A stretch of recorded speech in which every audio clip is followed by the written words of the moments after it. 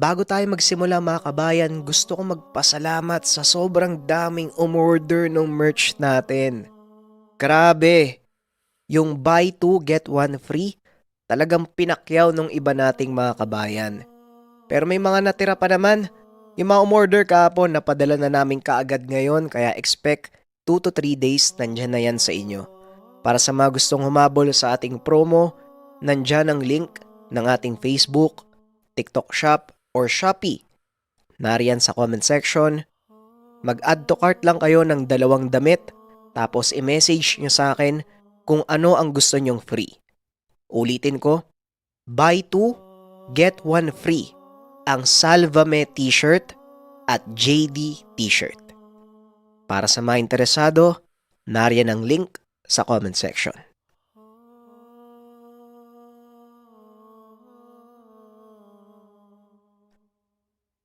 Ang kwentong ito ay hango sa totoong buhay. Mula ito sa isa nating kabayan na itago na lang natin sa pangalang Fernan. Walang eksaktong taon, probinsya ng Masbate. Nang mga panong ito, katuwang ng kanyang amang manggagamot itong si Fernan. Sa murang edad ay napukaw ang interes ng binata sa ganitong larangan.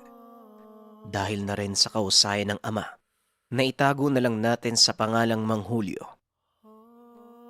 Hinangaan ng binata ang pamamaraan nito sa panggagamot, lalo na ang kabutihang loob ng kanyang ama.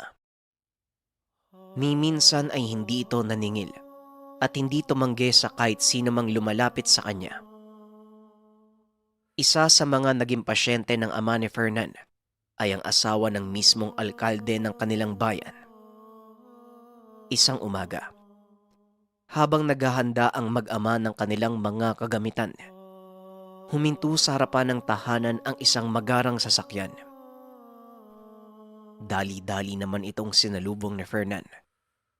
Nang makausap niya ang mga tauang lulan nito, mabilis siyang bumalik sa ama upang ipaalam kung sino ang kanilang mga bisita. Tay, yung asawa ni Mayor, hinahanap po kayo. Wika ni Fernan. O siya, patuloyin mo nang malaman natin kung ano ang bagay.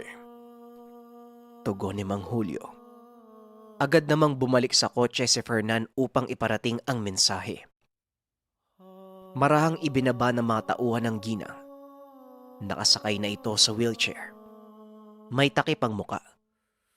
Pagpasok ng tahanan ay kagad silang binati ni Mang Julio. Lumapit ang isa sa mga kasama ng ginang at ibinulong sa matanda ang dahilan ng pagpunta. Ayon sa tauhan, nanggaling na sila sa ospital at ilang dalubhasa sa sakit sa balat na din ang tumingin dito. Ngunit wala silang makitang posibleng sanhi ng pagkakasakit ng asawa ni Mayor. Gagawin ko ang kakayahan ko upang malaman ang dahilan. Ginang Marisa, maaari niyo po bang tanggalin ang telang nakatakip sa inyong muka? Wika ng matanda. Agad namang sinunod ng ginang ang sinabi nito. Hindi na ako kayang gamutin ng mga doktor. Wala sino man sa larangan ng siyensya ang makakapagpaliwanag kung ano ang sakit ko. Sana matulungan niyo po ako, Manong. Tugon ng ginang habang tinatanggal ang tela sa kanyang muka. Una sa lahat, hindi po akong tutulong sa inyo kung hindi ang Panginoong may likha. Ikalawa, isa lang po akong kasangkapan sa kanyang mga plano. At ikatlo, wala pong ibang makakapagpagaling sa inyo kung hindi ang malakas at taimtim na pananampalataya. Biglang napatigil sa pagsasalita si Mang Julio nang tuluyan itong makita ang kalagayan ng ginang. Halos mabulok na ang mukha nito. Nakaluwa na ang kaliwang mata. Ayon sa ginang, nagsimula ang lahat ng ito nung minsan silang dumalaw sa kabilang barangay upang mamigay ng mga delata at pagkain sa mga nasalanta ng bagyo. Kinabukasan, naramdaman na lang nito na unti-unti nang namamaga ang kaliwang pisngi hanggang sa tuluyan na nga itong nabulok. Maging si Fernan, hindi makapaniwala na ganon kabilis lumala ang kalagayan ng ginang. Ilang araw pa lang ang nakakalipas kung pagbabasihan ang salaysay nito. Hayaan niyo po sanang tawasin ko kayo, Ginang Marisa, para malaman kong dahilan ng inyong pagkakasakit. Wika ni Mang Julio. Inutusan nito si Fernan na kunin ang mga kagamitan sa kanyang kwarto. Mabilis namang sumunod ng binata. Kumuha ito ng isang maliit na planggana at nilagyan ng tubig. Inilapag ito sa maliit na mesa. Sinimulan ni Mang Julio ang pag-usal ng dasal para sa ginang sa hawak nitong kandila. Pinaikot niya ito sa buong katawan ng ginang at saka sinindihan. Hinayaan ng matandang pumatak ang natutunaw na kandila sa tubig. At nang malapit na itong maubos, nanlaki ang mga mata ni Julio dahil malinaw na lumitaw ang imahe ng isang matandang babae. Huwag niyo po sanang mamasamayin ang aking katanungan. Ginang Marisa, may nakalitan po ba kayo bago mangyari to? Tanong ni Mang Julio. Wala po sa pagkakatanda ko. Dahil halos lahat ng taga roon sa barangay na yon, taga-suporta ng asawa ko. Pero, may isang matandang lalaki na nakatitig sa akin eh. Nilapitan ko siya upang personal na abutan ng supot ng pagkain. Tinanggap niya ito. Pero parang may binulong siya na hindi ko maintindihan. Tugon ng ginang. Ganun po ba, Ginang? Huwag po sana kayo mabibigla sa sasabihin ko. Pero kinulam po kayo. At batay sa sumpang itinanim sa inyo, mukhang malalim ang galit ng taong ito. Wika ni Mang Julio. Ayon din sa ginang, ito rin ang suspetsya ng kanyang mga tauhan. Sinabi na ito sa kanya ng mga katulong sa bahay. Sa katunayan, isa sa kanila ang nagturo kay Mang Julio. May magagawa po ba kayo, Manong? Matutulungan niyo po ba ako? Tanong ng ginang. Ulitin ko po. Ang inyong pananampalataya ang siya makakapagligtas sa inyo. Dinala kayo ng Diyos sa akin kaya sino ako para tumanggi? Maganda na po kayo at sisimulan ko na ang panggagamot.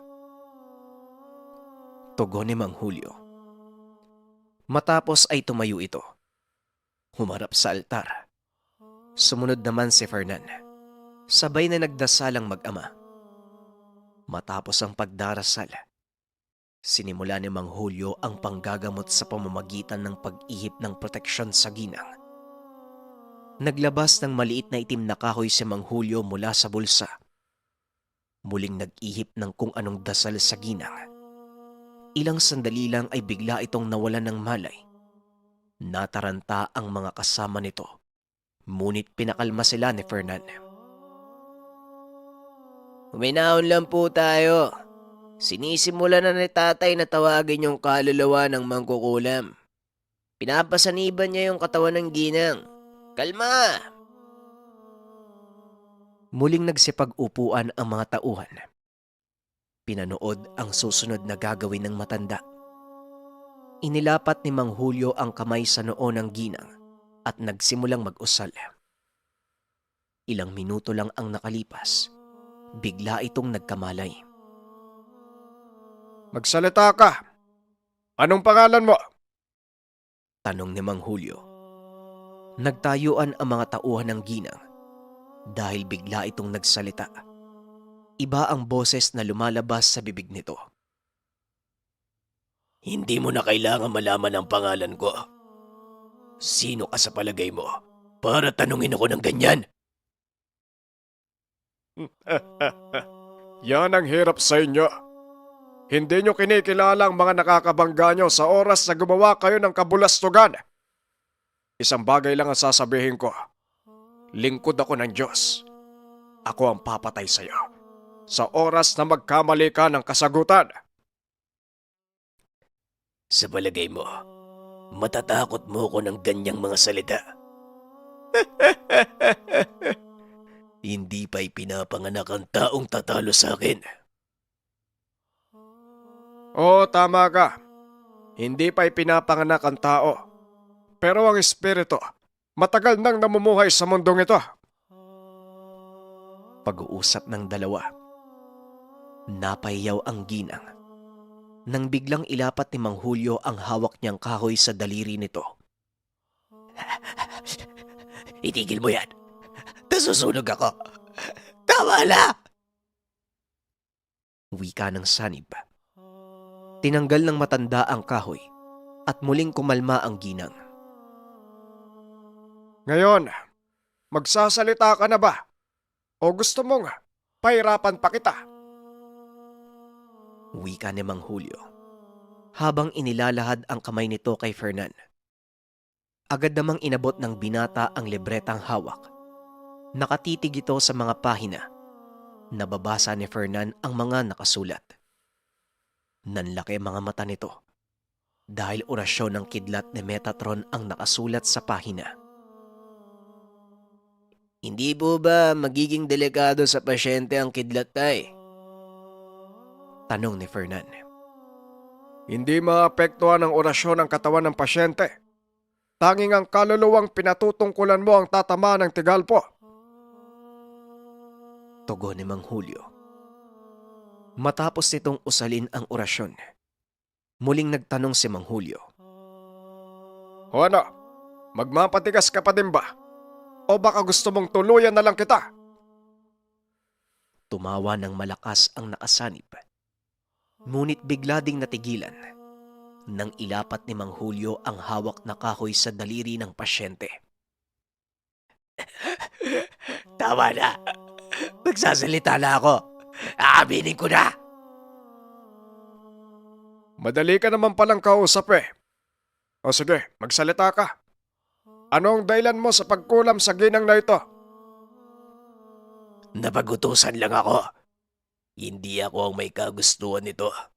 Isa sa mga kalaban ng babaeng yan ang nagpagawa sa akin dahil sa matinding inggit nito sa kanya. Sabihin mo. Sabihin mo ang pangalan. Cora. Cora ang pangalan ng nagpagawa sa akin. Matapos malaman ang lahat ng impormasyon, tumayo si Mang Julio. Kinuha sa bulsa ang isang maliit na kahoy. Inihipan nito ng dasal. Itinutok sa leeg ng pasyente. Marami nitong iginilit habang nagsasalita. Pasensya na, pero hindi kita hahayaan pang mabuhay. Biglang nangisay ang katawan ng pasyente. Ilang sandali lang ay nawalan ito ng malay. Maya-maya ay muling nagising ang ginang. Kaagad na nagtanong kung ano ang nangyari. Pinaliwanag ni Mang Julio ang lahat. At sinabi ding gagaling na ang mukha nito sa loob ng 5 araw. Kagaya nga ng sinabi ni Mang Julio. Makalipas ang ilang araw ay muling bumalik sa kanilang tahanan ang ginang. Ipinakita nito ang kanyang muka na unti-unting naghihilom. Maraming salamat sa iyo, Mang Julio. Ngayong naniniwala na ako na totoo ang mga kagaya mo. Wika ng ginang habang inaabot ang isang sobre. Alam ni Mang Julio ang laman nito. Kaya kaagad niyang itinulak ng marahan ng kamay ng ginang pabalik. Pasensya na po, Ginang Marisa. Pero hindi ko po matatanggap ang pera. Sapat na po sa akin ang pagpapasalamat niyo. Tugon ni Mang Julio. Ngunit ito ang pamamaraan ng pagpapasalamat ko sa iyo. Kaya pakiusap tanggapin mo na. Malaking tulong din ito para sa pamilya mo. Lalo pat alam kong wala kayong permanenteng trabaho. Wika ng ginang. Ngumiti si Mang Julio at muling nagsalita. Ang landas na aking tinatahak ay hinanda ng Panginoon para sa akin. Kaya kahit wala akong trabaho, kahit kailan hindi nagutom ang pamilya ko. Pasensya na po, Ginang. Ngunit hindi ko tatanggapin ang perang yan. Kung nais niyong tumulong, ipagkaloob niya ito sa mga mas nangangailangan. Matapos magsalita, Agad nang pumasok ng tahanan ng matanda at naiwan si Fernan. Paumanhin na po, Ginang Marisa, ha? Pero ganun talaga si tatay. Sana huwag niyong masamayin yung asal niya. Wika ni Fernan. Sabay talikod at lakad papasok sa kanilang tahanan. Ilang oras ang nakalipas. Habang naghahanda ang mag-ama, lingid sa kaalaman ng mga ito na patuloy silang pinagmamasdan ng ginang mula sa labas. Napansin lang ito ni Fernan nang lumabas ito upang kumuha ng tubig. Dali-daling bumalik ang binata sa loob ng tahanan upang ipagbigay alam ang nakita. Tay, nasa labas pa din po yung asawa ni Mayor. Ano pong gagawin natin? Tanong ni Fernan. Hayaan mo lang siya. Titignan ko kung gaano katapat ang kanyang hangarin sa pagtulong sa atin. Bilisan mo. Tumuloy ka na sa pag-iigib ng tubig.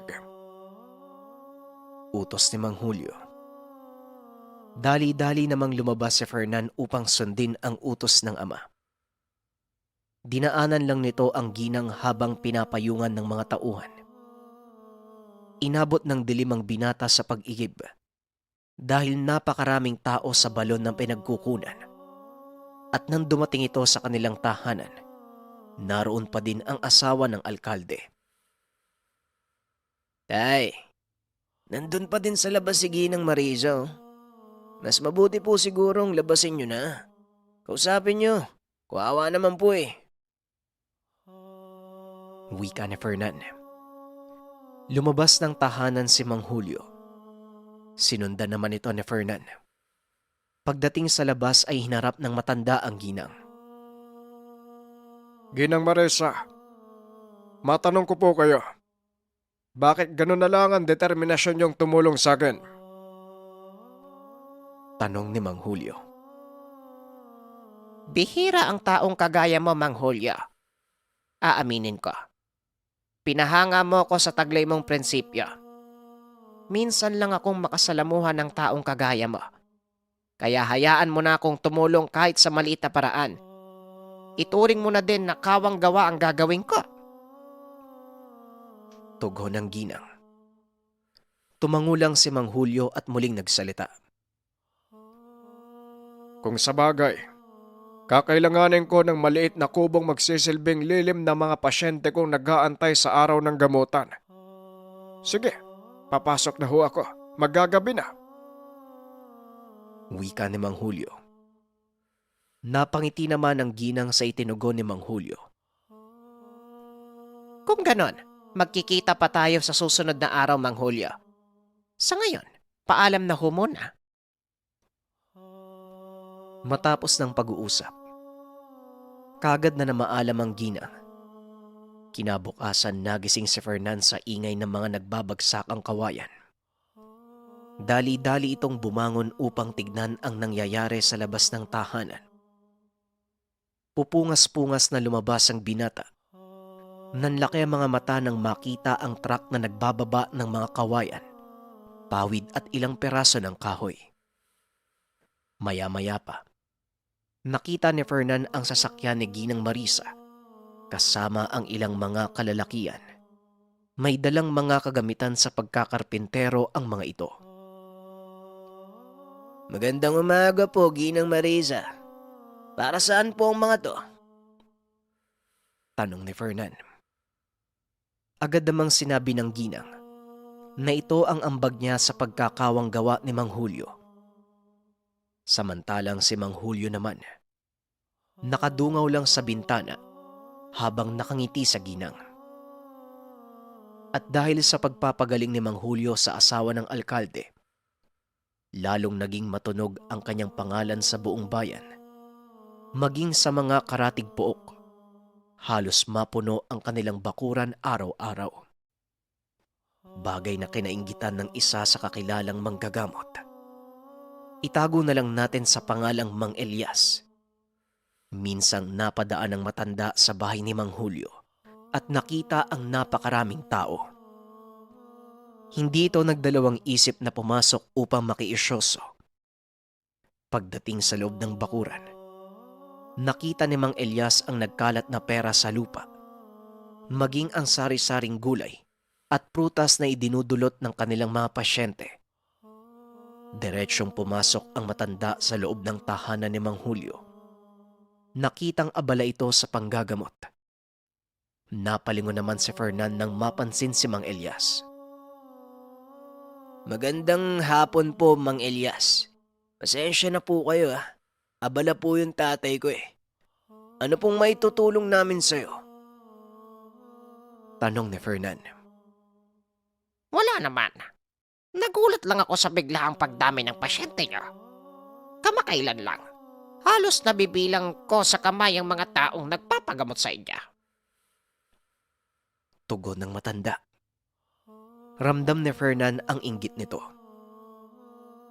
Dahil po yun sa pagtulong ni tatay sa asawa ni Mayor. Maging kami po, nagulat sa biglaang pagdagsa ng mga tao. Nilingon ni Mang Elias ang mga nag-aantay na tao sa labas ng tahanan. Nakita ang ilan sa mga ito, mga dati niyang parokyano. Tama ka. Ang ilan sa kanila ay mga dati kong suki. Talagang hindi na kayo nagkaroon ng kahihiyan. Kuya, tandaan mo ang araw na to. Ikaw mismo ang nagdeklara ng gera sa pagitan natin. Wika ni Mang Elias. Nahinto sa panggagamot si Mang Julio. Anong sinasabi mo, Elias? Alam ko. Alam mo, kaibigan, hindi ko naman kasalanan kung magpunta sa akin ng mga suki mo. Alam mo ding hindi tayo pwedeng tumanggi sa tawag ng tungkulin, hindi ba? Tugon ni Mang Julio. Hindi nakapagsalita si Mang Elias. Dali-dali itong lumabas ng tahanan. Padabog na naglakad papalis. Pinaghawi pa nito ang mga taong nakapila. Tay, bakit parang galit na galit yun? Tanong ni Fernan. Yan ang nagiging damdamin ng mga taong makitid ang pag-unawa sa mga bagay-bagay. Huwag mo siyang intindihin. Ituloy mo na ang pinapagawa ko sa iyo at maraming pasyente ang nag-aantay. Tugon ni Mang Julio. Kinabukasan araw ng Martes. Nagpahinga ang dalawa sa panggagamot at nagpunta sa bayan upang mamili ng mga pangangailangan. Hindi sinasadyang nakasalubong na mag-ama si Mang Elias. Magandang hapon po sa inyo, Mang Elias. Gusto ko lang linawin ang mga sinabi mo sa akin kahapon. Hindi ko inagaw ang mga parokyano mo. Kusa silang lumapit sa akin. Kaya wag mo sana akong paratangan ng mga bagay na hindi ko ginawa. Wika ni Mang Julio. Aba, grabe ka talaga, Julio. Ikaw na nga itong may kasalanan. Ikaw pa ang may lakas ng loob na mangkompronta. Wala kang dapat linawin. Dahil para sa akin, malinaw na nang agaw ka ng mga parokyano. At dahil sa ginawa mo, nawalan kami ng ikabubuhay. Tugon ni Mang Elias. Habang nag-uusap ang dalawang matanda, bigla namang dumating ang isang binata. Walang sabi-sabi ay kwinelyuhan nito si Fernan. Ito ba yung sinasabi mong mag-amatay? Bakit? Hindi na lang natin baliktarin yung dalawang to dito ngayon ah. Wika ng binata. Huwag, Aaron. Hindi ito ang gusto kong laban. Gusto kong mapatunayan ang husay ng matandang ito sa Tigalpo. Kaya bitawan mo ang binatang yan. Wika ni Mang Elias. Talagang desidido kang magkagulo, Elias.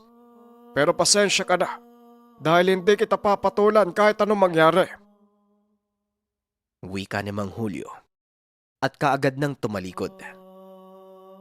Yan! Ganyan nga! Maglakad kayong bagang buntot. Palibasa mga traidor kayo eh. Biglang napahinto si Fernan. Anong sinabi mo? Sinong mga traidor? Bakit? Ano bang ginawa ng tatay ko? Wika ni Fernan. Samantalang si Mang Julio naman, nanatiling kalmado. Tumigil ka na, Fernanda. Kakasabi ko lang na hindi natin sila papatulan, hindi ba? Tara na at umuwi na tayo. Nagugutom na ako. Wika ni Mang Julio. Kagad naglakad palayo si Fernan. Pero tay, sumusobra na po kasi yung bunganga ni Aaron eh. Tugon ng binata. Huwag kang magpa-apekto sa sinasabi nila. Lalo pat alam mo na wala kang kasalanan. Hayaan mo sila mag-isip ng kung ano. Sila ang magdadala nito sa harapan ng huling hukuman.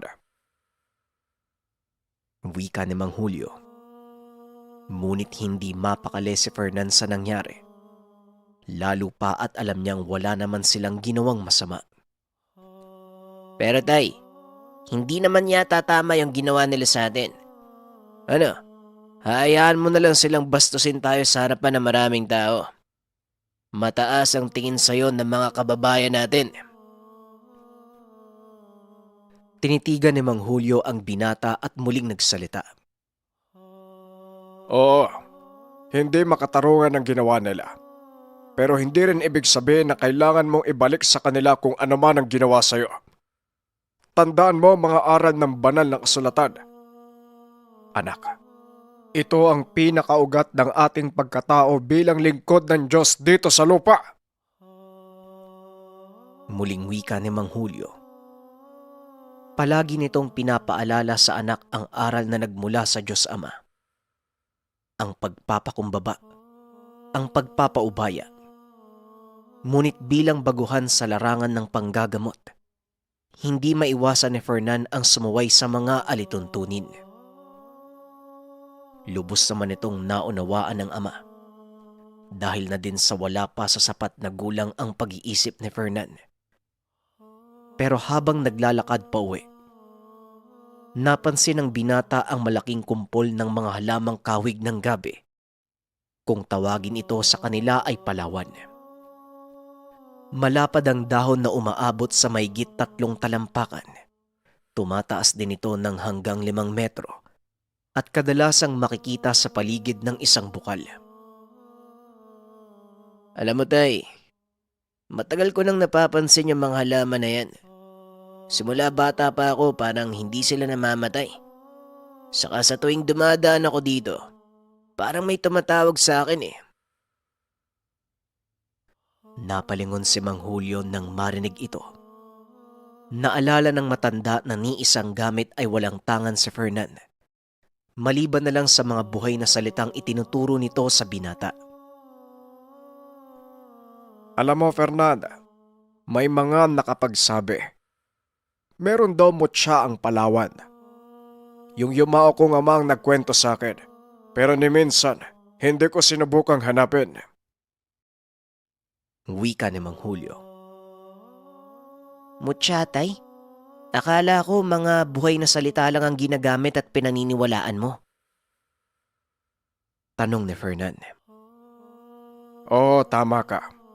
Pero minsan, may mga paraan ng Diyos upang palakasin ang kanyang mga lingkod. At minsan ay sa pamamagitan nito ng kalikasan. Isa ang mga mutya sa makapangyarihang butil ng kapangyarihang isinaboy niya sa mundong ito upang magamit ng kanyang mga nilikha. Walang kinikilingan ng mga mutya dahil nasa magtatangan nito ang desisyon kung saan gagamitin. Tugon ni Mang Julio. Biglang napukaw ang interes ng binata. Tinanong ang tungkol sa kakayahan ng mutya ng Palawan. Ano naman po ang kakayahang taglay ng mutya ng Palawan tay? Ang alam ko kasi mutya ng gabi.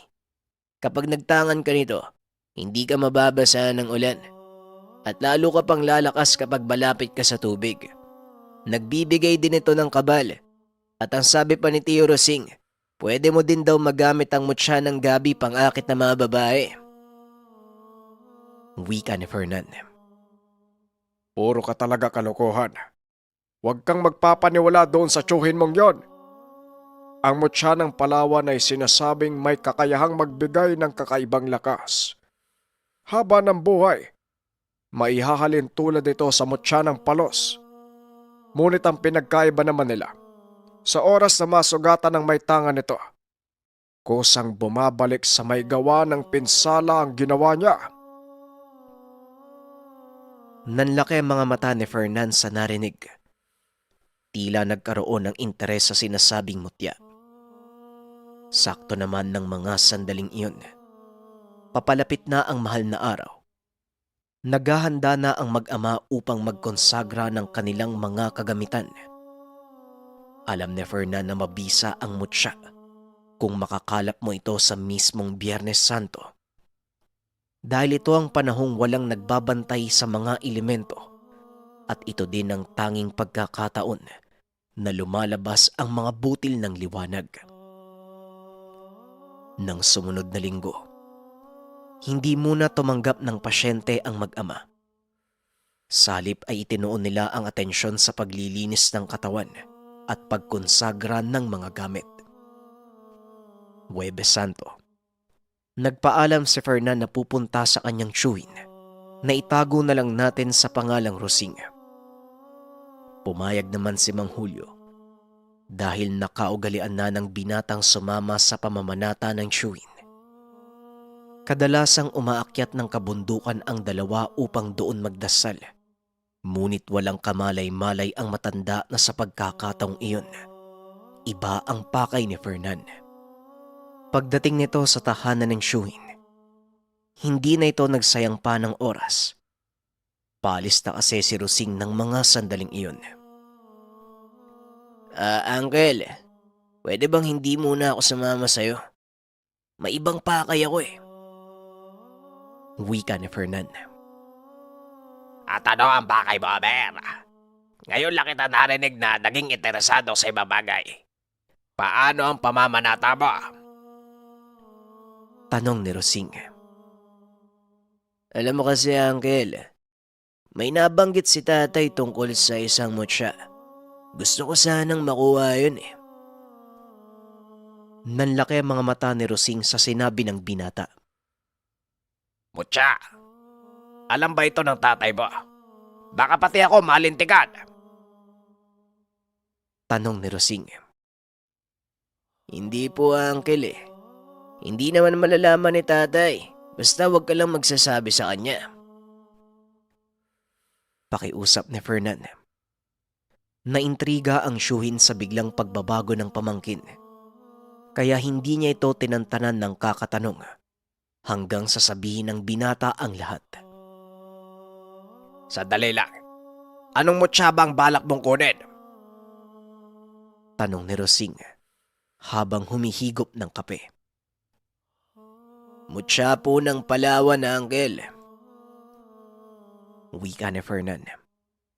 Bigla namang naibuga ni Rosing ang iniinom nito nang marinig ang sinabi ng binata. Mutya ng Palawan. Alam mo ba yung sinasabi mo? Wala kang alam tungkol sa mutyang yon, Fernan. Kaya pakiusap, huwag mo nang ituloy. Wika ni Rosing. Bakit naman po, Uncle? Ang sabi ni tatay, malakas daw po yung mutyang yun eh. Saka napag-isip-isip ko, magagamit ko talaga yun. Lalo pa pinagbantaan kami ni Mang Elias nung nakaraang linggo. Tugon ni Fernan. Mariin naman itong tinutulan ni Rosing. Sinasabi ko sa'yo, Fernan, tigilan mo na ang paghahangad sa mutyang yon. Marami nang sumubok na kunin ang mutya, ngunit wala ni isa sa mga ito nagtagumpay. Kasama na doon ang kapatid ng tatay mo, ang Tio Diego mo. Pagpapaliwanag ni Rosing. Pero Uncle, hindi po ba namatay si Tio Diego sa sakit? Tanong ni Fernan. Fernan, sa sakit na dulot ng mga elementong nagbabantay sa mutya. Isa ito sa pinagkukunan nila ng lakas, kaya hindi sila papayag na kukunin lang ito ng kung sino-sino. Wika ni Rosing. Dito napag-alaman ni Fernan na may nagbabantay na elemento sa mismong mutya. Eh, paano naman po makukuha yung mutya, Uncle? Muling tanong ni Fernan. Talagang makulit kang bata ka, no? Hindi mo makukuha ang mutya dahil hindi ito ibibigay ng tagapagbantay. Hindi pa ba malinaw sa'yo? Ang mutya ng Palawan, hindi kagaya ng ibang mutya, Fernan. May sarili itong buhay. May sariling gabay. Kahit gaano ka pa kalakas, o kahit gaano pa kalawak ang kaalaman mo sa lihim na karunungan, hindi mo magagawang talunin ang bantay nito. Paliwanag ni Rosing. Sa kabila ng mga babala nito, itinuloy pa rin ng binata ang planong kunin ang mutya. Nagkunwari itong uuwi at hindi na muna sasama sa chewin. Ngunit ang totoong sadya nito, ang lugar kung saan tumutubo ang mga puno ng Palawan. Kaso nga lang ang problema, malapit ito sa tahanan nila. Natatakot si Fernan na malaman ng kanyang ama ang gagawin. Pinili ng binatang umuwi muna. Antayin ang pagsapit ng madaling araw ng Biyernes Santo. Nagtaka si Mang Julio nang makita ang anak na nakaupo sa kanilang atangan. Oh, anong ginagawa mo dito? Hindi ba't namamanata kayo ng tiyuhin mo? Tanong ni Mang Julio. Hindi po muna ako sumamatay. Sa susunod na taon na lang po. Tugon ni Fernan. Bagay na labis na ipinagtaka ng ama. Dahil ni minsan simula nang mag-aral ito ng lihim na karunungan, hindi pa ito bumali sa kanyang pamamanata. Sa kabila ng pagtataka, hindi na nagtanong pa si Mang Julio. Salip ay pinakikiramdaman nito ang anak dahil alam niyang hindi pangkaraniwan ang kilos ng binata. Kinagabihan, maagang pumasok si Fernan sa silid upang masiguradong hindi siya pinaghihinalaan ng kanyang ama. Ngunit ang totoo, inaantay lang nito ang pagsapit ng hating gabi bago tumungo sa sapa kung nasaan ang puno ng Palawan. Lingid sa kaalaman ni Fernan, minamanmanan siya ng ama. Paglabas pa lang nito ng bakuran, dali-dali siyang sinundan ng matanda. Patuloy sa paglalakad si Fernan. Nakabuntot sa kanya ang ama. Nakita ni Mang Julio na wala itong dala ni maliit na punyal. Mabuti na lang at dala nito ang kanyang kulok. Nagkubli ang matanda sa mayabong na puno ng saging. Inantay ang susunod na gagawin ng anak. Nanlaki ang mga mata nito nang biglang magsalita si Fernan. Kung naririnig mo ako, gabay ng mutya ng Palawan, hinahamon kita sa isang labanan. Ilang ulit itong sinabi ng binata. Hindi lubos maisip ni Mang Julio. Nahahamunin nito ang gabay ng mutya ng Palawan. Ilang sandali pa ang lumipas. Naglabasan ang napakaraming alitaptap. Alam ni Mang Julio na isa ito sa mga palatandaang may malapit na mutya sa paligid. Kasunod ng paglabas ng alitaptap ay ang mahinang tawanan ng mga hindi nakikitang nilalang. Ilang minuto pa ang lumipas. Isang malakalabaw na nilalang ang nagpakita. Tumayo ito sa harap ni Fernan. Kalahati ng katawan nito ay sa tao. Napakalaki, na halos umabot sa 10 talampakan ang taas. Mahaba ang nagliliwanag nitong mga sungay na may nakabalot na gintong pulseras. Maging ang katawan ng nilalang na iyon, punong-puno ng mamahaling alahas. Nanlaki ng husto ang mga mata ng matanda. Ito ang unang beses na makita ang nilalang na kung tawagin ay Haring Bawa. Ikaw ba yung gabay ng mutya ng Palawan? Tanong ng binata. Tumawa ng malakas ang nilalang at tumugon. Hindi, binata. Hindi ako ang gabay ng mutya ng Palawan.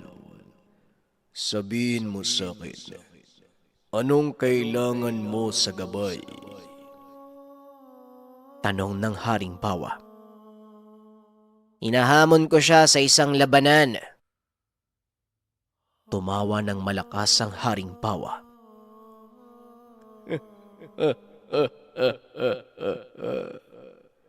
Ikaw, hahamunin ang isang engkantong gabay. Hanga ko sa katapangan mo, binata. Pero ang payo ko sa'yo, umuwi ka na. Hindi ka mananalo sa gabay ng mutya. Wika ng nilalang. Akmang tatalikod na sana ito. Ngunit bigla na namang nagsalita si Fernan. Huwag mo sabihing naduduwag yung gabay. Mukhang natatakot siyang harapin ang taong susunod na magmamay-ari ng mutyang binabantayan niya. Nilingon siya ng Haring Bawa. Kasabay nito ang pagbunot ng nilalang sa kanyang sandata. Isang malaking gintong palakol ang itinutok sa leeg ni Fernan. Wala kang karapatang insultuhin ng gabay ng mutya. Sinasabi ko sa'yo, hindi mo ito makukuha. Ngayon umuwi ka na, bago pa maubos ang pasensya ko sa'yo. Wika ng nilalang. Sadyang may katigasan ang ulo nito. Patuloy pa ring hinahamon ang elementong 3 beses na mas malaki sa kanya. Paano ka nakakasigurado na hindi ko nga makukuha yung mutya? Bakit? Nasubukan mo na ba yung kakayahan ko? Ibinaba ng nilalang ang palakol. Lumuhod sa harapan ni Fernan. Inilapit nito ang kanyang mukha sa binata at muling nagsalita. Hindi pa din ba malinaw sa'yo, bata? Hindi mo makukuha ang mutya at hindi mo kakayanin ng pakikipaglaban sa gabay. At kung paano ko nasabi, dahil ako mismo ang mutya ng Palawan. Biglang natigilan si Fernan sa sinabi. Maging si Mang Julio na nakatago sa hindi kalayuan ay nagulantang. Kung ganon, ikaw ang kailangan kong talunin. Tugon ng binata. Walang ano-ano ay bigla nitong sinugod ang nilalang. Walang sandatang dala ang binata. Tanging kamao lang ang gamit nito sa pakikipaglaban. At kagaya ng inaasahan, ni hindi man lang naramdaman ng nilalang ang atake. Itigil mo na ito. Dahil kahit anong gawin mo, wala kang mapapala. Masasayang lang ang buhay mo. Wika ng Haring Bawa. Hindi mo naiintindihan na mga dahilan ko kung bakit ako nagpupursige na makuha ang mutya. Hindi ako makasarili. Ang kagustuhan kong magkaroon ng dagdag na kakayahan para sa kabutihan ng nakararami. Isa akong anak ng manggagamot at araw-araw kong nakikita ang mga taong pinahihirapan ng masasamang elemento.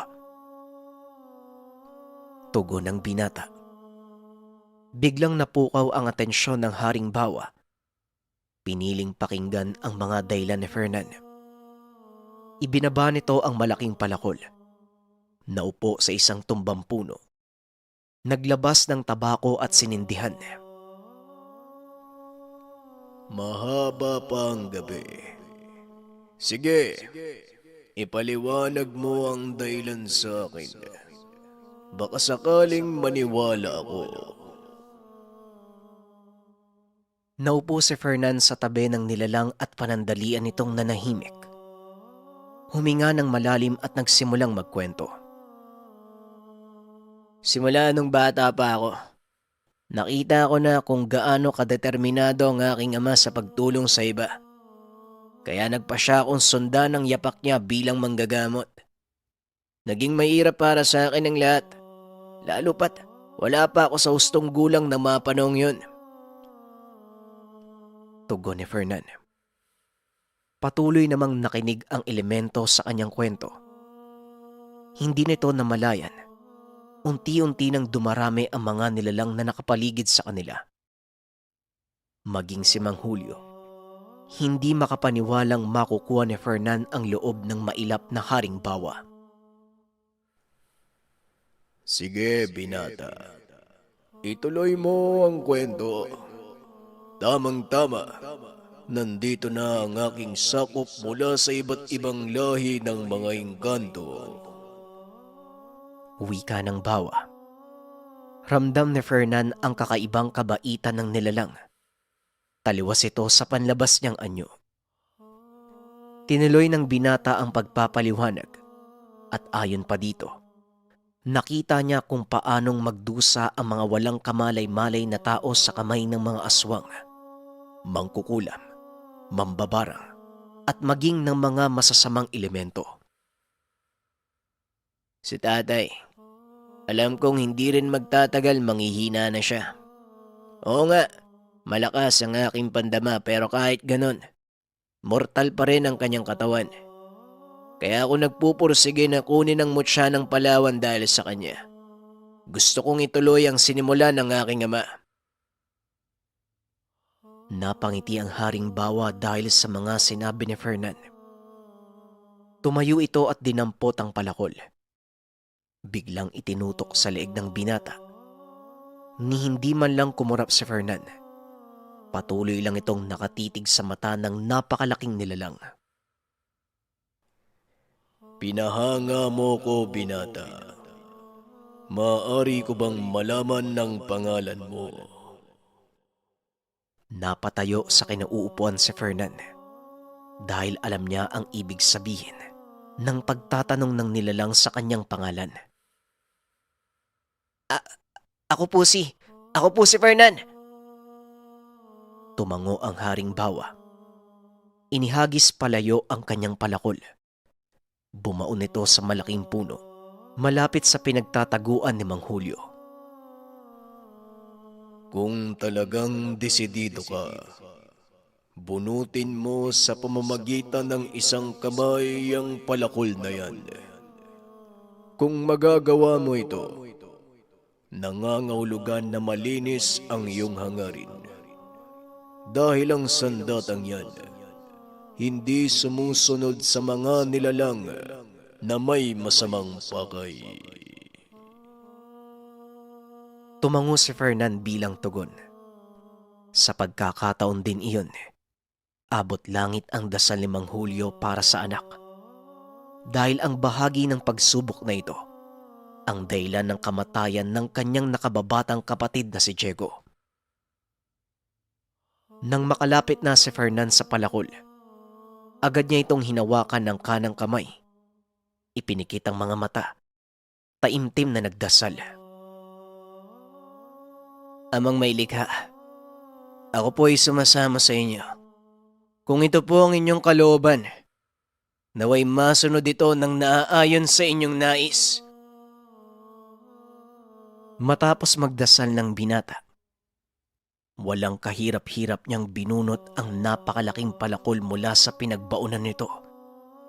Itinuro sa haring bawa at muling nagsalita. Nagtagumpay ako, haring bawa. Ito ang iyong sandata. Saluin mo! Wika nito sabay hagis ng palakol pabalik sa haring bawa. Nasalo ito ng elemento. Tumawa ng malakas habang ginagawa ito. Unti-unting nagliliwanag ang katawan ng nilalang. Napansin din ni Fernan na isa sa mga puno ng Palawan ay tila gumagalaw at unti-unting bumubuka ang mga dahon. Patuloy ito hanggang sa tuluyang dumapa ang mga tangkay sa lupa. Tumambad sa binata ang napakaliwanag na bagay. Lumipad ito. Bumulusok papunta sa haring bawa. Nanlaki ang mga mata ng binata nang biglang pumasok sa katawan ng nilalang ang maliwanag na bagay. Sa pagkakataong iyon, Nakita ni Fernan na tila nagbabago ng anyo ang Haring Bawa. Nang humupa ang liwanag, isang kakasilang naguya ang tumambad sa kanyang harapan. Lumapit ang batang kalabaw sa kanya. Idinampi nito ang ilong sa kanyang palad.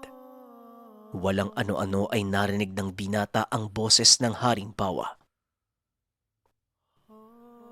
Alagaan mo ang munting kalabaw na yan. Ipagkaloob mo sa kanya bilang pangalan ang unang salita na papasok sa iyong isipan, sapagkat ito ang totoo kong katauhan. Wika ng boses. Tumango sa Fernan bilang pagsang-ayon. Lumod ito upang makapantay sa taas ng munting kalabaw. Simula ngayon, ipinapangako ko na alagaan kita. Ugsad. Sobrang nakaka-chills tong episode 2 natin, no? Talagang kakaibang kapangyarihan yung nakuha ng ating bida. Ito yung mga uri kasi ng tangan na kapag hindi ka pinili, talagang hindi mo siya makukuha. Kaso ito din yung uri ng tangan na kapag hindi malinis ang iyong hangarin, imposible mong makuha ang tangan na ito. Kaya naman, tignan natin kung ano pang mangyayari sa mga susunod na episode ng ating kwento. Paalam.